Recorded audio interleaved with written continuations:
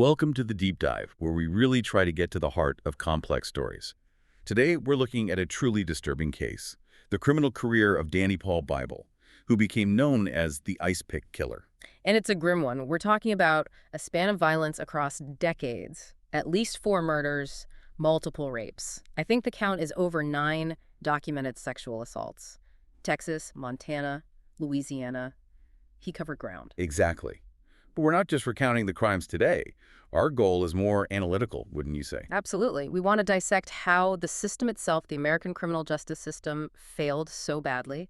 We're looking at flawed parole, issues between different states, jurisdictions, things that basically allowed this predator to keep offending. We'll trace that arc from his first major crime in 1979, right up to when he was finally caught for good in 1998. We've pieced together the timeline from court records, confessions, news reports. It's quite the chronology. Okay, let's unpack this. We have to start back in Houston, May 1979.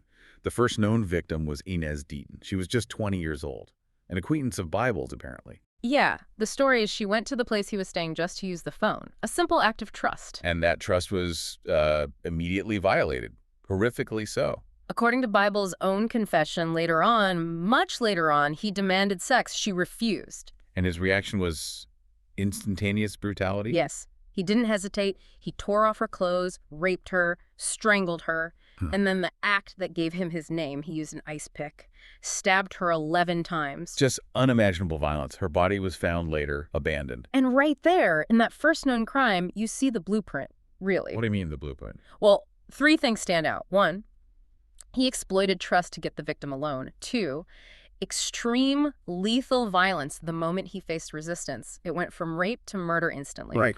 And 3, fleeing. He dumped the body, ran, and because forensic science wasn't what it is now, the case went cold. He knew crossing state lines could shield him. For 19 years, it worked. So he gets away with it. Fast forward 4 years, 1983. He's back in Texas, Weatherford this time.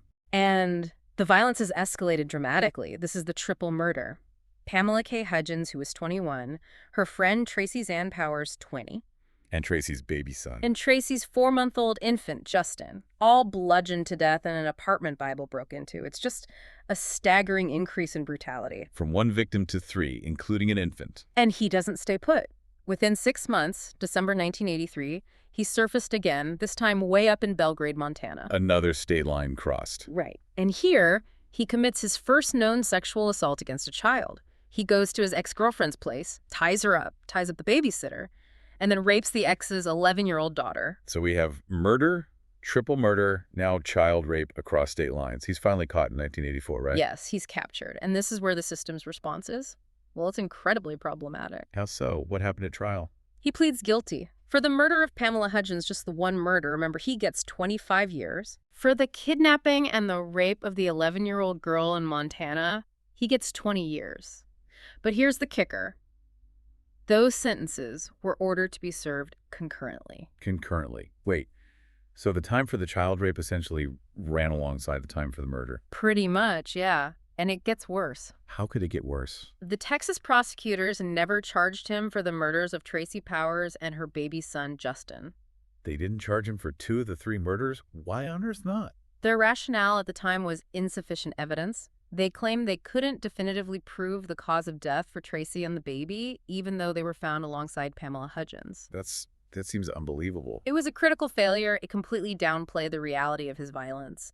You take a guy who wiped out a family, killed 3 people, and the official record basically reduces him to a single count of murder. So the legal system itself created a false picture of how dangerous he was. Exactly. And that false picture directly impacted how long he'd stay locked up. It weakened any argument for keeping him incarcerated for, the rest of his life. Which leads us to the next shocking turn. His release. Unbelievably, yes. Despite the murder conviction, despite the child rape conviction in Montana, Danny Bible walks out of prison on mandatory supervision in 1993. How long did he actually serve? 9 years. 9 years. For everything we just discussed. How is that even possible? Was this a parole board decision? Did they think he was reformed? No, and that's the crucial point. It wasn't the parole board making a judgment call. It was Texas law at the time. Laws that have since been repealed, thankfully. Mandatory supervision. What did that mean, practically? It meant he'd automatically accumulated enough good time credits just by behaving in prison that the system had to release him once those credits plus time served equaled his sentence length. It was essentially automatic. The law prioritized, you could say, ticking boxes over actual risk assessment. So the system spat him back out after less than a decade, regardless of the child rape, regardless of the Montana crimes. Correct. And what does he do almost immediately upon release, while under this supposed supervision? Let me guess. More crime. He moved in with relatives. And over the next 5 years, he systematically sexually abused 5 of his own young nieces. Periodically, repeatedly, exploiting family trust. For 5 years. While under mandatory supervision, wasn't anyone checking on him? Apparently not effectively. The records later describe the supervision as little more than a bureaucratic fiction. It sounds like he was just checking boxes, maybe meeting a parole officer now and then, but nobody was digging deeper. So the system designed to watch him was completely blind. Utterly blind. He was actively preying on children within his own family right under their noses for 5 years. It shows this terrifying ability he had to compartmentalize and exploit trust, even within the family unit. And this hidden pattern of abuse finally comes to light because he eventually messes up again, publicly. Right. November 1998. He travels again, this time to Port Allen, Louisiana, breaks into a motel room. And attacks another woman. Tara Robinson. It was an aggravated rape. And chillingly, he tried to stuff her into a duffel bag afterwards. Like he was trying to dispose of her, echoing his past methods. Exactly. But Tara Robinson was incredibly quick-witted. She told him her boyfriend was on his way to the motel room. Did that scare him off? It did. It spooked him enough that he fled. That act of bravery on her part probably saved her life. And it led directly to his final capture a few weeks later, down in Florida. So her quick thinking finally put an end to his reign. He was the catalyst. Once he was caught for the Louisiana rape, facing serious time, possibly life, something broke. The confession. The Keystone Confession, as it's sometimes called. He just started talking, spontaneously confessed to everything. Everything, like the 1979 murder. Yes, the Inez Deaton murder from 19 years earlier. He admitted to all 3 of the 1983 murders, finally acknowledging he killed Tracy and baby Justin Powers. Wow. And he confessed to the 5 years of systematically abusing his 5 nieces. A whole horrifying picture. At least 9 rapes in total, 4 murders, all laid out. So his own words finally filled in the gaps, especially for that 1979 cold case. Precisely.